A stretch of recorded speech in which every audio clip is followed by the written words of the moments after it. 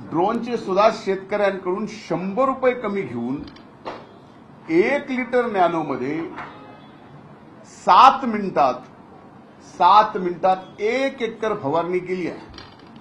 आता अंजलीताईंना माहित नसेल की माझ्याकडं जर 1.5 एकर कापूस फवारायचा असेल तर हे 1.5 एकर कापूस फवारायला मला 2 माणसं लागतात। त्याला औषधाचा खर्च हा कमीत कमी 1600 रुपयापेक्षा एका शेतकऱ्याला एका पंपाला आणि जवळजवळ 2 दिवस खर्च येतो। 1.5 एकर कापसाचं रान फवारायला 1600च्या वर औषध, मजुरी वेगळी आणि पंपाचा किराया वेगळा। आता त्यामध्ये फरक काय पडला नॅनो या ठिकाणी वापरून की हे नॅनो मिळाला सरसकट। म्हणजे नॅनोची किंमत ही आजही तुम्ही काढा, माझं चॅलेंज आहे, काश्मीर पासून ते कन्याकुमारीपर्यंत एकच आहे आणि त्याच्यापेक्षा कमी दरात या ठिकाणी नॅनोच्या खताची खरेदी केली गेली आणि 4 लाख शेतकऱ्यांना देण्यात आलं। 4 लाख शेतकऱ्यांची फवारणी, किराया वेगळा।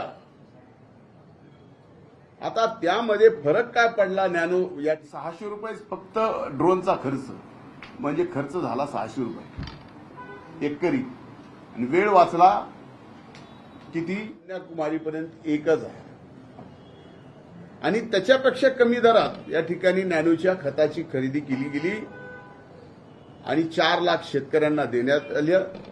4 लाख शेतकऱ्यांची फवारणी, म्हणजे विचार करा त्यांचं, म्हणजे 1 मिनिटात 7 मिनिटात जर 1 एकर फवारणी होत असेल आणि तेही 200 रुपयामध्ये आणि 600 रुपये फक्त ड्रोनचा खर्च, म्हणजे खर्च झाला 600 रुपये एकरी आणि वेळ वाचला किती, 1.5 दिवस। आता हा नॅनो प्रकारच असा आहे की जी फवारणी करताल ती फक्त त्या रोपांवर, त्या झाडावरच जाते। 80%, 20% खाली पडते, पण त्यांनी पोल्युशनही होत नाही, जमिनीचा पोतही खराब होत नाही। हे शास्त्र आहे।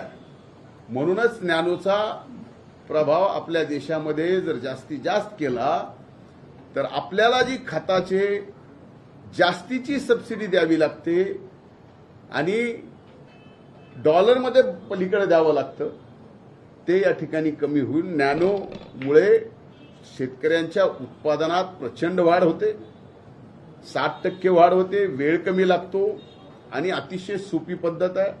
त्यामुळे या ठिकाणी नॅनोच्या बाबतीमध्ये, आणि मला अभिमान आहे सांगायला की 4 लाख शेतकऱ्यांना या देशातलं पहिलं राज्य म्हणून महाराष्ट्र ओळखलं जातं।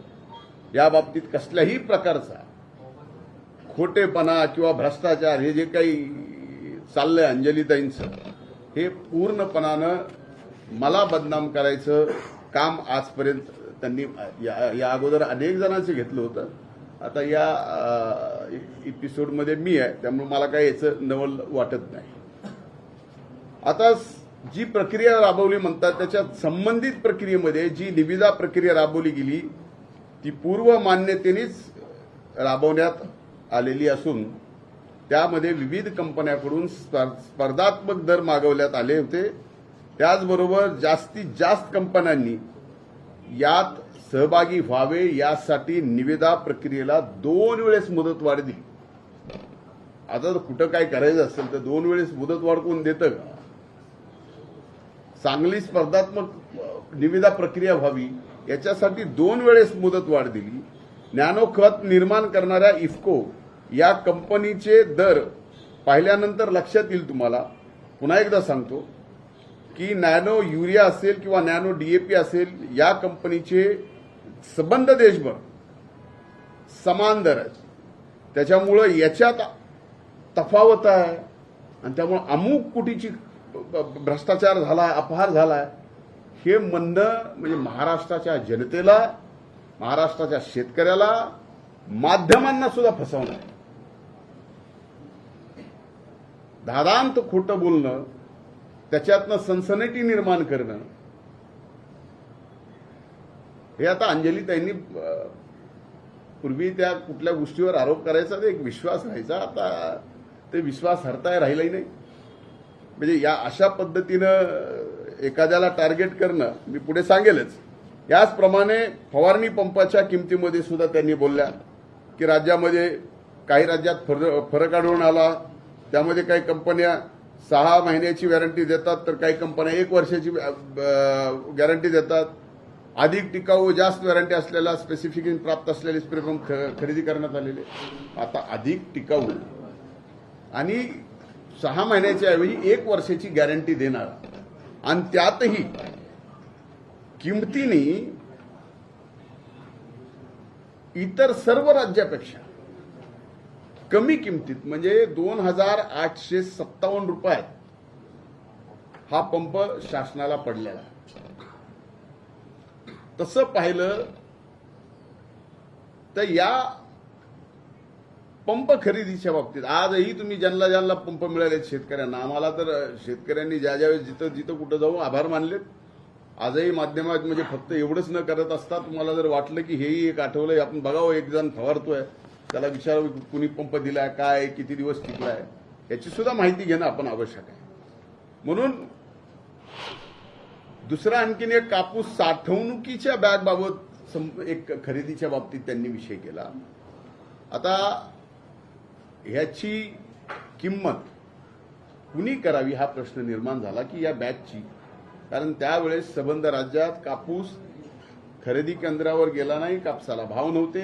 कापूस हा शेतकऱ्यांच्या घरात होता आणि कापूस अनेक वेळा फवारणी केल्यामुळं त्याचा प्रादुर्भाव घरात राहणार.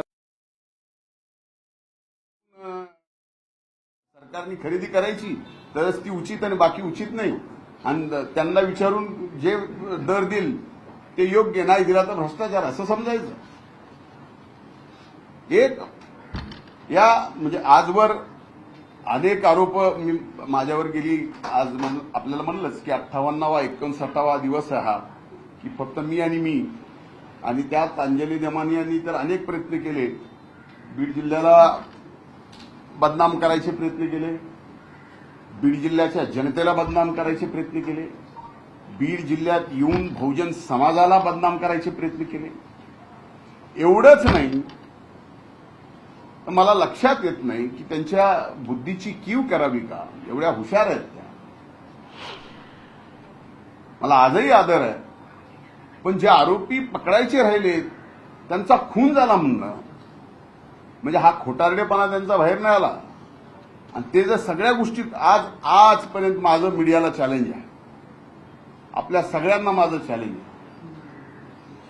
आजपर्यंत अंजलीताई बदनामियांनी म्हणजे बदनामिया करण्याच्या पलीकडं माझं चॅलेंज आहे.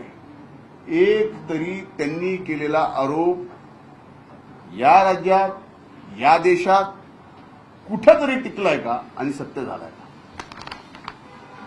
म्हणून माझी विनंती आहे की त्यांना परत राजकारणात यायचं असेल कदाचित, त्याच्यामुळे त्यांचा असतं ना की न्यूज व्हॅल्यू वाढवण्याचा एक विषय असतो. म्हणून माझं एक विनंती आहे की असे खोटे धादांड आरोप करू नका. मध्ये ऑफिस ऑफ प्रॉफिटचा विषय काढला. अरे तुम्ही काय म्हणजे ऑफिस ऑफ प्रॉफिट काय कसं काढू शकता. जी थर्मल पॉवर स्टेशननी कोळसा वापरून जी घाण केलेली आहे, जी घाण थर्मल पॉवर स्टेशननी पैसे देऊन काढावं असं सुप्रीम कोर्टाने ऑर्डर केलेलं आहे. आणि याच्या बाबतीत आता तिथं काही शासकीय पद असं आहे माझ्या कंपनीमध्ये की ज्या कंपनीत मी माझ्या बायकोला बसवलंय की मी बसवलंय ही 2006ची कंपनी आहे. आज तिथं त्या राखेमुळं एक सिमेंट इंडस्ट्री आली आहे, रोजगार आला. आणि ज्या वेळेस राख हे बॅगमध्ये जात नव्हत्या, स्लरीमध्ये जायचे, त्यावेळेस राखेचे तळ असायचे. आता आमच्याकडे अशी 2-4 तळे आहेत. ही तळे साफ करायला नको, कारण ज्यावेळेस तुम्ही मे महिन्यात याल, एप्रिल महिन्यात याल, वादळात याल, त्यावेळेस आमचा अख्खं पर्याय आणि परिसर धुळीत दिसतो, त्या राखेत दिसतो. याच्यावर पण आरोप करावेत. हे आरोप कुणी करावेत? म्हणावं एनर्जी मिनिस्ट्रीने, ऊर्जा विभागानं म्हणावं की ही राख घेऊन जाणं बेकायदेशीर आहे.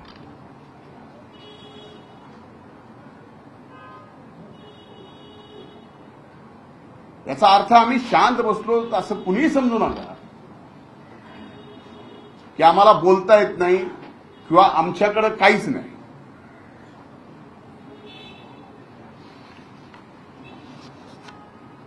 मीडियामध्ये यायचं, येऊन स्वतःचा प्रभाव निर्माण करणं तसं काही अवघड नाही. मी 5 वर्ष राज्याचा विरोधी पक्ष नेता राहिलेलो आहे. पण बीड जिल्ह्यामध्ये एक अतिसंवेदनशील घटना घडली आहे. त्या घटनेचे जे हत्यारे आहेत त्यांना फासावर लटकवणं ही आमची जबाबदारी आहे. आणि त्या जबाबदारीतून आणखीन वादाला वाद म्हणून कुठलीही गोष्ट नको म्हणून आम्ही गप्प बसतोय. पण एक विषय शांत झाला की दुसरा विषय, दुसरा विषय शांत झाला की तिसरा विषय. हे नेमकं काय करायचंय? माझी अंजलीताई बदनामी यांना माझ्यावर सातत्याने आरोप करण्याचे काम ज्यांनी कुणी दिले असेल, माझ्यावर सातत्याने आरोप करायचे काम ज्यांनी कुणी दिले असेल त्यांना व अंजलीताई दमानी यांना माझ्याकडून शुभेच्छा आहे. साप साप साप म्हणून भुई थोपाटणं, मीडियामधून सनसनाटी निर्माण करणं आणि एखाद्याचा मीडिया ट्रायल करून संबंध राजकीय आणि सामाजिक जीवन संपवणं हे एवढं सोपं नसतं. त्यामुळं मला आजच्या दमानियांच्या आरोपाच्या बाबतीत एवढंच सांगायचं होतं. धन्यवाद. ज्या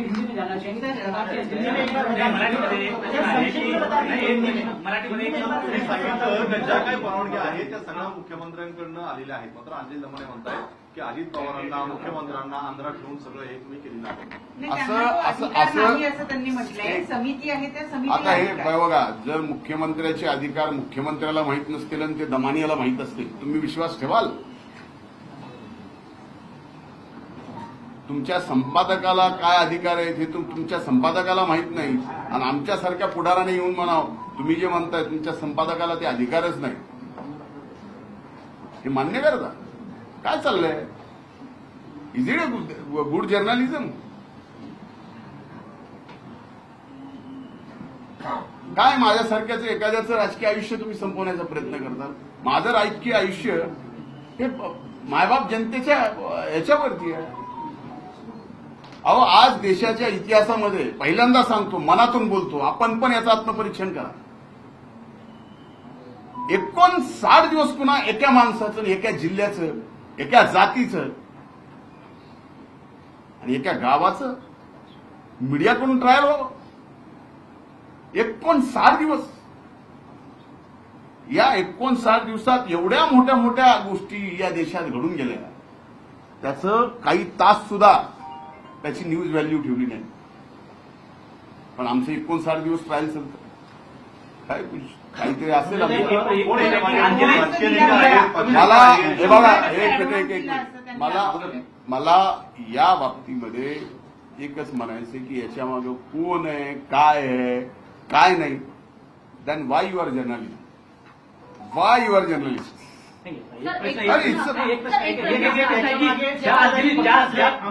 अंजली दमाने खोटे आरोप करतायत, त्याच अंजली दमाने यांना उपमुख्यमंत्री अजित पवार वेळ देतात, भेटतात, इंटरव्ह्यू करतात, कागदपत्र पूर्ण घेतात. मग हे काय अच्छी बात आहे. त्यांच्यावर आरोप करत होते, आज त्यांच्या दारावर जावं लागतंय. म्हणजे माझ्या लीडरवरती आरोप केलेले जे खरे ठरले नाहीत आणि माझ्याच लीडरकडे माझ्या बाबतीत माझ्या आरोपाचे कागदपत्र घेऊन जावं लागतं. माझ्या दृष्टीनं ठीक आहे ना. सत्ताधारी पक्षातली लोक याच्या मागे आहेत का असं आपल्याला वाटतं का? कारण सर्वाधिक जे आरोप होत आहेत ते सत्ताधारी आमदारांकडनं होत आहेत आणि सातत्यानं हे जे प्रकरण चिघळवलं जात आहे हे त्यांच्याचमुळं होत आहे. मीडियासमोर तेच येऊन बोलत आहेत. एक माझं म्हणणं हे की सत्ता पक्षातले, माझ्या पक्षातले, आणखी जे कोणा तुम्हाला माहिती आहे की मी माझ्या पार्टीच्या प्लॅटफॉर्मवर येऊन, पार्टीच्या डायसवर येऊन मी स्पष्टपणानं पार्टीच्या राष्ट्रीय अध्यक्षांच्या समोर जे काय चाललंय ते सगळं सांगितलेलं आहे. राज्याच्या आदरणीय मुख्यमंत्र्यांना, दोन्हीही आदरणीय उपमुख्यमंत्र्यांना जे जे काय चाललंय ते पण मी सांगितलेलं आहे. अशा पद्धतीचं राजकारण आणि एखाद्याला म्हणजे अशा पद्धतीनं एखाद्या प्रकरणात गोवायचं आणि त्याची बदनामी करायची, हे राजकारणात जे आज करतायत त्यांना वाटत असेल की फार अवघड काम आपण केलेलं आहे.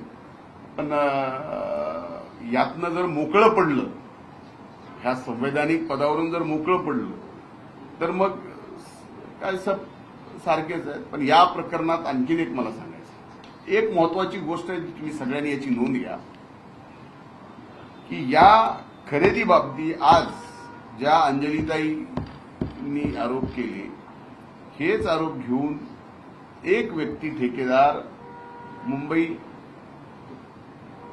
खंडपीठातून गेला आणि हेच आरोप केले सर्व. आणि ज्यावेळेस सुनावणीला घेतलं त्यावेळेस कोर्टाने सांगितलं की या बाबतीत आम्ही डिस्पोजअप करू, नाही तर हे जे तुम्ही आरोप करताय, हे आरोप जे केलेले तुम्ही ते पॅरा कमी करा. आणि त्या ठेकेदाराला हे ज्या अंजलीताई बोललेले ते सगळे पॅरा कमी करावं लागले. आणि मग केसच्या बाबतीमध्ये निविदा रद्द करा, रेट कसे जास्त, निविदेला असं असं झालं, मुख्यमंत्र्याचं वगैरे, हे सगळे मुद्दे त्यात होते. तुम्ही याची माहिती काढा.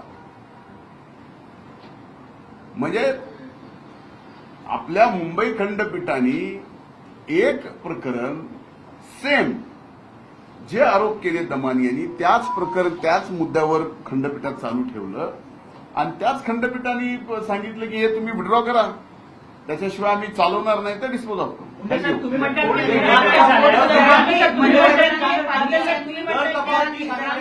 काय याला लिगल उत्तर देणार आहे, कोर्टात जाणार आहे, काय याला अंजली दमाने एक दावा करतात की ज्यावेळेस चिठ्ठी घोटाळा झालेला होता त्यावेळेस त्याचे पुरावे घेऊन स्वतः एक लक्षात, एक मी त्याबाबतची प्रेस कॉन्फरन्स घेऊन मी अतिशय जबाबदारीपूर्वक सांगतो. मला एक सांगा, एक मला तुम्ही सांगा, ज्या सभागृहामध्ये जो घोटाळा मी काढला, मी स्वतः 1 तास 52 मिनिट भाषण केलं. आता ते प्रकरण दुसऱ्याला द्यायची गरज आहे मला? कमाल करता राव. त्यांनी आरोप केला. अरे आरोप केला म्हणजे एखाद्या गेलो असेल दुसऱ्या कामासाठी, ते त्यांना सांगता येत नसेल, मग काय करायचं, तर बहीण भावाचं परत लावायचं. तुम्हाला एवढं तर कळायला पाहिजे बस.